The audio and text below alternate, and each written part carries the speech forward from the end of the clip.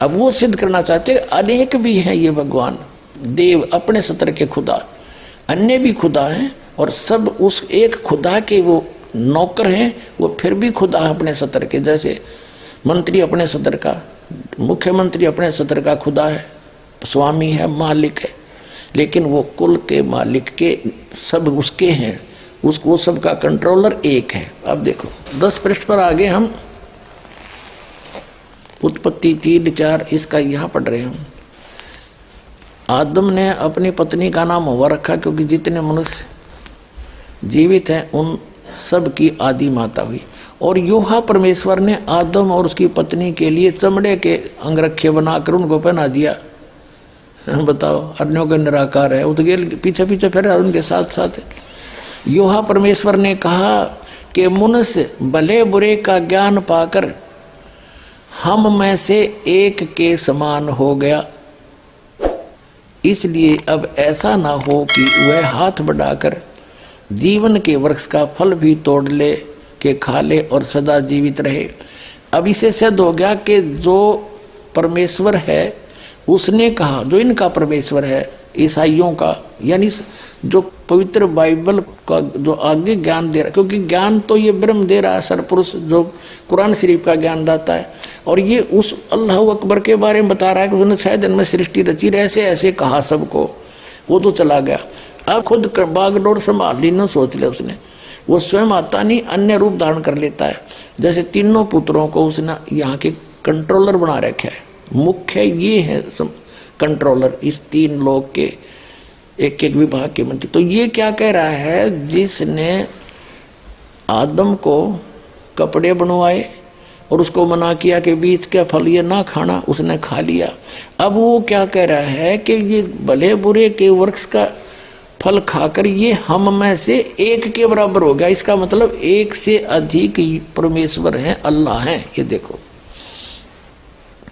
फिर योहा परमेश्वर ने कहा मनुष्य यानी आदम भले बुरे का ज्ञान पाकर हम में से एक के समान हो गया। इति सिद्धम के एक से अधिक खुदा हैं, एक से अधिक गॉड हैं। ये डम्मी गॉड हैं, ये अधूरे गॉड हैं, गॉड ये भी हैं। जब डम्मी गॉड है तो कंप्लीट गॉड भी है, तो अन्य देव भी हैं और एक कुल का मालिक वो अन्य है। अब आगे दिखाता हूँ आपको। ये है जेनेसिस यानी उत्पत्ति ग्रंथ, अध्याय नंबर 16-17 का, और 17 अध्याय का श्लोक नंबर 1 है यो, 1 नंबर। अब अब्राहम 99 वर्ष का हो गया था अब्राहम। तब योहा ने उसको दर्शन देकर कहा, मैं सर्वशक्तिमान ईश्वर हूँ, तो मेरी उपस्थिति में चल और सिद्ध होता जा।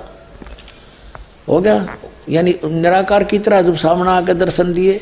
ठीक है, जेनियस 17-18 24 नंबर पृष्ठ पे और 17-18 ये अध्याय हैं। तो 18वें अध्याय में अब्राहम मामरे के बांध वृक्षों के बीच कड़ी धूप के समय तंबू के द्वार पर बैठा हुआ था। तब योहा ने उसे दर्शन दिया। उसने आंख उठाकर दृष्टि की तो क्या देखा कि 3 पुरुष, ये 3 भगवान उसके सामने खड़े हैं। और जब उसने देखा तब वह उनसे भेंट करने के लिए तंबू के द्वार से दौड़ा और भूमि पर गिरकर दंडवत की और कहने लगा, हे प्रभु, यदि मुझ पर तेरी अनुग्रह की दृष्टि है तो मैं विनती करता हूँ कि अपने दास के पास से चले ना जाना।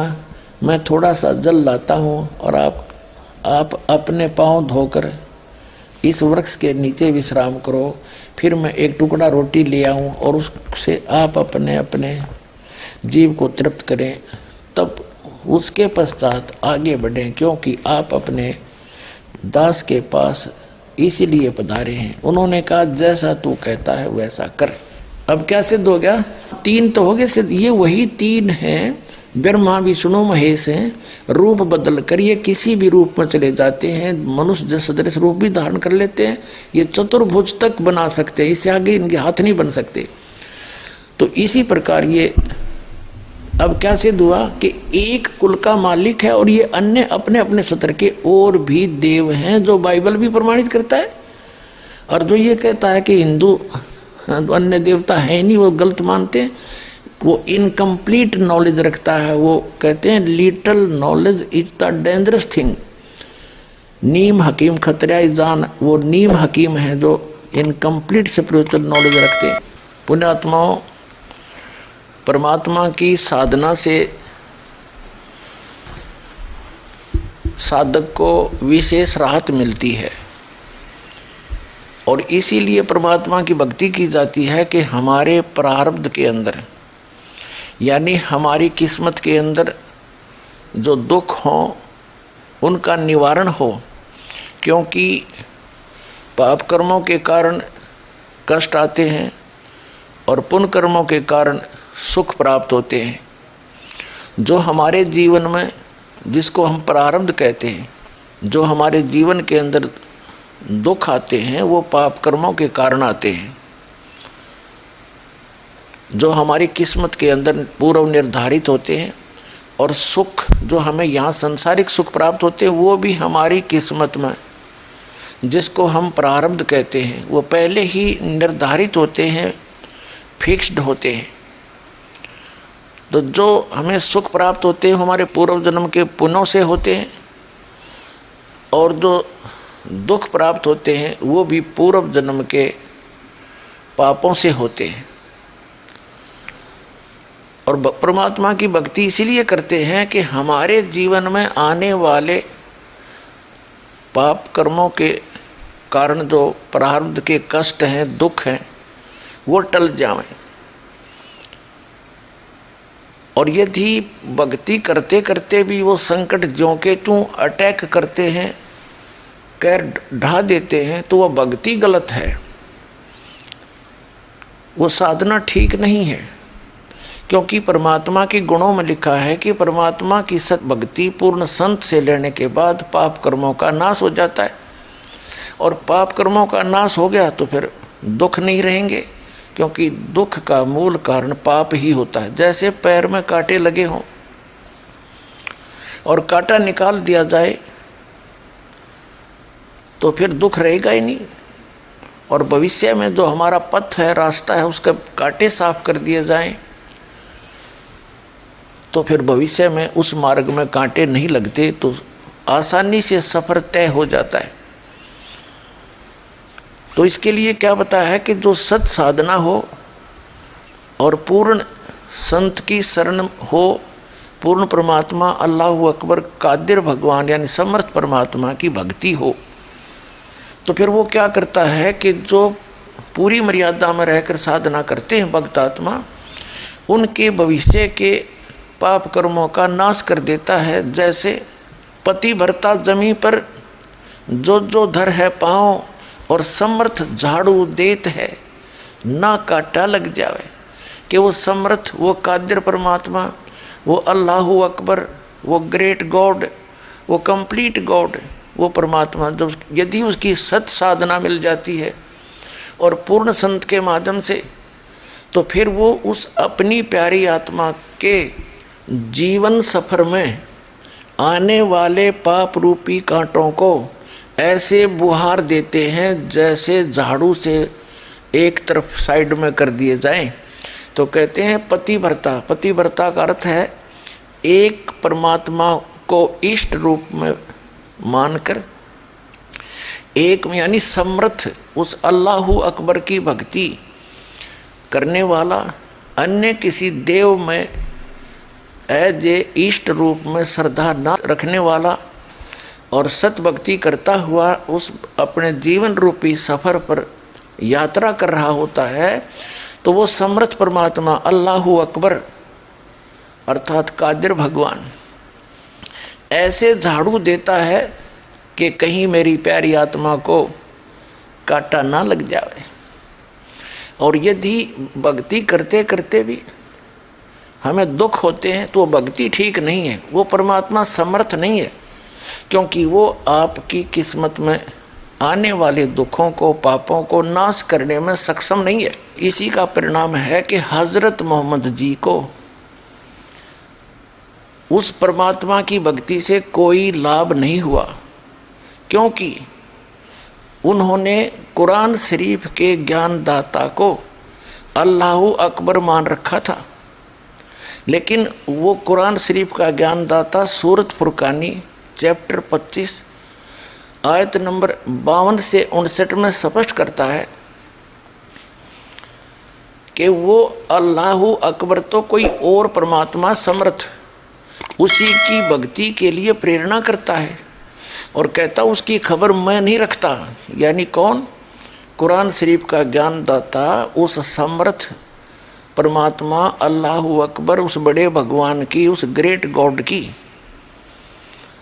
जानकारी नहीं रखता, ना उसकी भक्ति विधि से परिचित है। उसने तो सूरत फुरकानी 25 आयत नंबर 59 में स्पष्ट कर दिया है कि ये वही परमात्मा है अल्लाहु अकबर, जिसने 6 दिन में सृष्टि रची और 7वें दिन तख्त पर जा बैठा। उसकी खबर किसी बाखबर से पूछ लो, मुझे ज्ञान नहीं।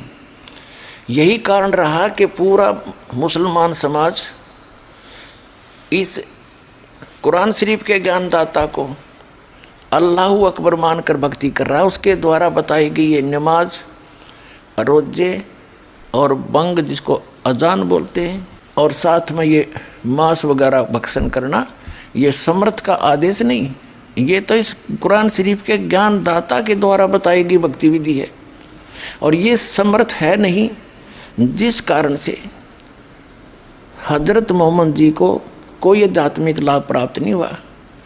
पुण्यात्माओं, हजरत मोहम्मद जी जैसा ईमान अन्य मुसलमान नहीं रख सकते, और हजरत मोहम्मद जैसे नम्रात्मा के ये मुसलमान नहीं हो सकते, और हजरत मोहम्मद जैसे भक्ति अन्य मुसलमान नहीं कर सकता। और ऐसी पुण्यात्मा को ऐसे कहर टूटे, उसका कारण यही था कि ये भक्ति ठीक नहीं है, ये कंप्लीट गॉड नहीं है, जिसको कंप्लीट गॉड मान के पूरा मुसलमान समाज भक्ति कर रहा है। अब आपको दिखाते हैं हजरत मोहम्मद जी की जीवनी से कि उनके सामने ये ऐसी इस अल्लाहु अकबर मान का, इस कुरान शरीफ के ज्ञानदाता की दी हुई भक्ति को करते करते 3 पुत्र थे, तीनों मृत्यु को प्राप्त हुए, और स्वयं उनका अंत कैसा हुआ आपके रूबरू करते हैं। ये देखिएगा जीवनी हजरत मोहम्मद सल्लल्लाहु अलैहि वसल्लम, मोहम्मद इनायतुल्लाह सुबहानी। ये देखिएगा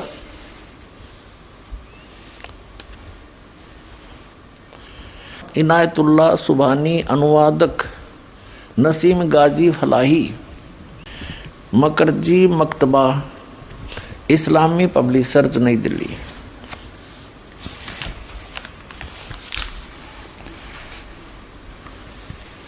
इस्लामी जीवनी हजरत मोहम्मद, SAW हिंदी, इस्लामी साहित्य ट्रस्ट प्रकाशन 81 सर्वाधिकार प्रकाश का अधीन। नाम मूल किताब मोहम्मद अरबी उर्दू, प्रकाशक हैं मरकजी मकतबा पब्लिशर्स, D307 दावत नगर, अब्बुल फजल इनकलेव, जामिया नगर, नई दिल्ली। दूरभाष इतने फैक्स नंबर इतने। और मुद्रक हैं HS ऑफसेट प्रिंटर्स दिल्ली, मुद्रक। ये देखिएगा पृष्ठ 64 पे, 64 पे। लेकिन ये मुबारक घड़ियाँ और खुशी के दिन जल्द ही ख़त्म हो गए। आप के सब बेटे एक एक करके अल्लाह को प्यारे हो गए। कासिम, तैयब और ताहिर सब अल्लाह से जा मिले। इनकी मृत्यु होगी तीनों पुत्रों की, कासिम, तैयब और ताहिर की। और जख्म पर जख्म लगते रहे, लेकिन आप सब्र करते रहे। बचपन में तो यतीमी का दुख उठाया। जब हजरत मोहम्मद जी माँ के गर्भ में थे तब तो पिता की मृत्यु हो गई थी। जब ये 5 वर्ष के हुए तो माता की मृत्यु होगी। 8 वर्ष के हुए तो दादाजी की मृत्यु होगी। एक यानी अनाथ की तरह जीवन व्यतीत किया। फिर 25 वर्ष की उम्र में एक 40 वर्षीय खदीजा नामक स्त्री, जो पहले 2 बार विधवा हो चुकी थी, उससे विवाह हुआ। उसके बाद उस खदीजा जी से इनको 3 पुत्र और 4 पुत्रियां प्राप्त हुई। तीनों पुत्र पिता के सामने मर गए। बताइए कोई भक्ति है? हमारा वीडियो आपको पसंद आया तो लाइक करें, कमेंट करें, शेयर करें। गुरु रियल गॉड यूट्यूब चैनल को सब्सक्राइब अवश्य